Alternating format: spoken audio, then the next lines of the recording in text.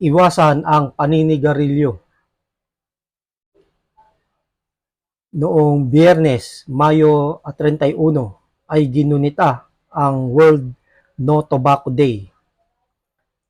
Taon-taon ay ginugunita ito upang bigyang babala ang mamamayan sa panganib na dulot ng paninigarilyo. Ngayong 2024, ang tema ng World No Tobacco Day ay Protecting Children from Tobacco Industry Interference. Tamang-tama ang temang ito sapagkat sa kasulukuyan dito sa Pilipinas, parami ng parami ang kabataan na nahuhumaling sa paninigarilyo. Nakadidismaya na mayroong batas na nagbabawal bumili ng sigarilyo ang menor de edad, pero hindi ito naipapatupad.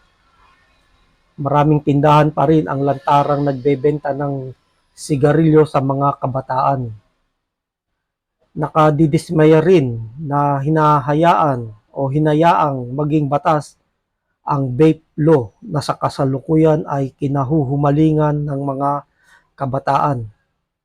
Ang vape daw ang mabisang paraan para maitigil ang pagkasagupa sa paninigarilyo na isang malaking kamalian sapagkat katulad ng sigarilyo, mapanganib din ito sa kalusugan. May mga chemical ang vape na mapanganib sa kalusugan. Kamakailan, isang 22 anyos na lalaki ang namatay dahil sa araw-araw na paggamit ng vape. Inatake siya sa puso. Nagpaalala naman ang Malacanang sa mamamayan noong Biyernes na iwasan ang paninigarilyo. Ayon sa Presidential Communication Office o PCO, masama ang epekto ng sigarilyo sa katawan. Kaya hikayatin ang mga mahal sa buhay na itigil ang bisyong ito. Hindi lamang ang naninigarilyo ang nasa panganib, kundi maging ang mga nakakalanghap o nakalalanghap ng usok nito. Ayon sa PCO, ang buhay ay mahalaga, kaya nararapat umiwas ang lahat sa paninigarilyo. Ayon sa tala ng Lung Center of the Philippines, nasa 321 ang mga Pilipinong namamatay araw-araw dahil sa sakit na nakukuha sa paninigarilyo. Nangunguna ang Lung Center sa mga sakit na dulot ng paninigarilyo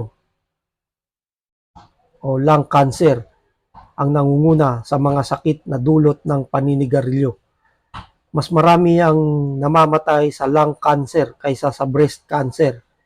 Bukod sa lung cancer, nakukuha rin sa paninigarilyo ang emphysema at chronic bronchitis. Ayon sa DOH, pinakamarami ang namatay sa lung cancer noong 2020 na umabot sa 17,063. Maganda ang panawagan ng Malacanang sa publiko na huwag manigarilyo, pero mas magiging epektibo ang panawagan kung pag-iitingin din ang batas na nagbabawal sa paninigarilyo sa publiko. Noong panahon ni dating Presidente Duterte, bawal manigarilyo sa mga publikong lugar. Masakit sabihin pero hindi na ito naipatutupad ngayon. Bawal din ang magbenta ng sigarilyo sa mga kabataan pero ngayon lantaran na. Ngayon dumagdag pa sa problema ang e-cigarettes o vape na kinahuhumalingan ng mga kabataan. Dapat higpitan ang vape shops sa pagbebenta ng produkto. Liligtas ang kabataan sa masamang bisyong ito. Yan ang masakit dyan, yung mga naninigarilyo kahit na pagsabihan mo, paalalahanan at bigyan ng payo, patuloy sila sa gagawin nila kasi bisyo na nila yan. Hindi na nila maititigil maliban na lang kung sila ay nagkasakit na. Ayan, yan ang dahilan para sila ay tumigil sa kanilang bisyong paninigarilyo. Yung iba dyan, galit na galit pa pagka pinagsabihan, makikipag-away, pagka binigyan mo sila ng mga babala tungkol sa masamang epekto ng sigarilyo. Ayun ang masakit dyan pagka sila ay nagkasakit, magiging pabigat sila sa kanilang pamilya. Pag hindi nabigyan ng pambili ng gamot o hindi na ipagamot, galit pa rin sila. Dahil sasabihin, pinabayaan sila. Samantalang ang punot dulo ng lahat ng yan ay ang may kasalanan ay yung mga naninigarilyo. Sila mismo ang may kasalanan kung bakit sila nagkakasakit. Kaya sana huwag nila sisihin ang kanilang pamilya, kaibigan, o kahit na sino pa, kahit lalo na ang gobyerno dahil hindi nagkulang sa paalala.